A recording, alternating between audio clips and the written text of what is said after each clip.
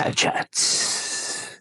Get the things I've been thinking about, talking about to the crew, the people, and over and over and over and over and over again with myself, and download them. And then at the very least, even if no one watches it, I'll stop thinking about it because I've put it out into the world for everyone else to listen to. And if I want to think about it, I can watch it.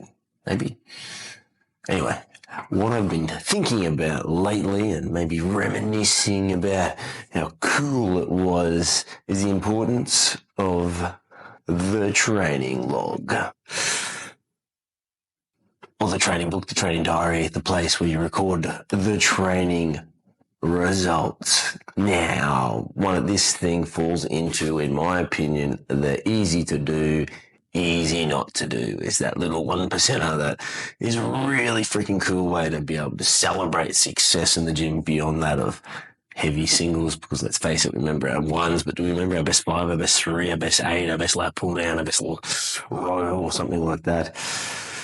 It helps us continually source and find ways to progress stuff. And then for those working with a coach, it makes it so much easier to coach your athlete, your human, when they fill out the mighty training diary, the training book, whether it's in the Google spreadsheet that's quite popular. Well, I quite like the Google spreadsheet for myself, whether it is one of the many apps that are out there.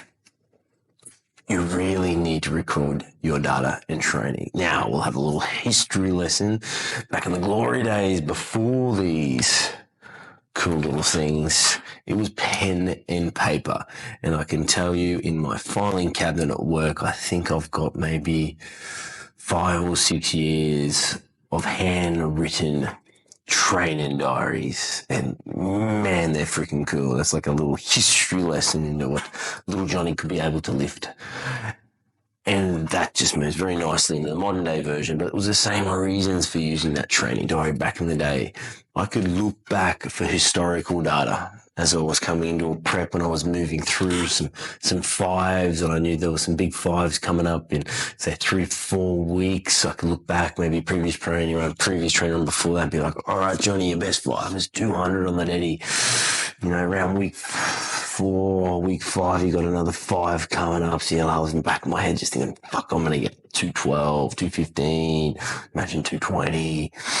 But that's a really great way to be able to create progress within your training, not just focusing on big singles, because the big singles, let's face it, aren't that often, or shouldn't be that often, should they? We should be more in the reps and stuff, building muscles, building strength. So that is a really great way to be able to focus on that and move away just from the singles. Because, if your 5 is better than what it used to be last time, I'm reasonably certain your single would be better than what it was last time too.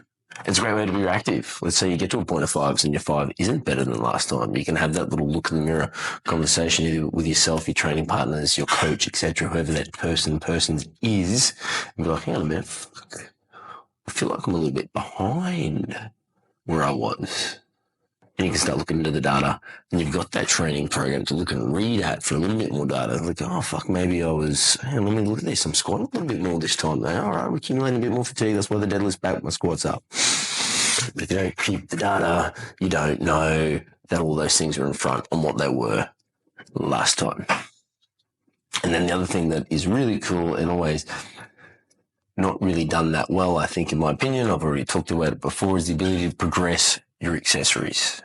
Look for heavy singles and doubles and other accessory movements, like, let's call it front squats, rows, zerches, all those myriad of things that are accessory, but you can still train them nice and heavy. But also be able to progress your real accessories, the boring, well, for those who like heavy stuff, it can be boring. Just call it your lat pull down, your 520s. Like last week, do you remember how much you had on the lat pull down and how many reps you did? You don't, do you? I don't.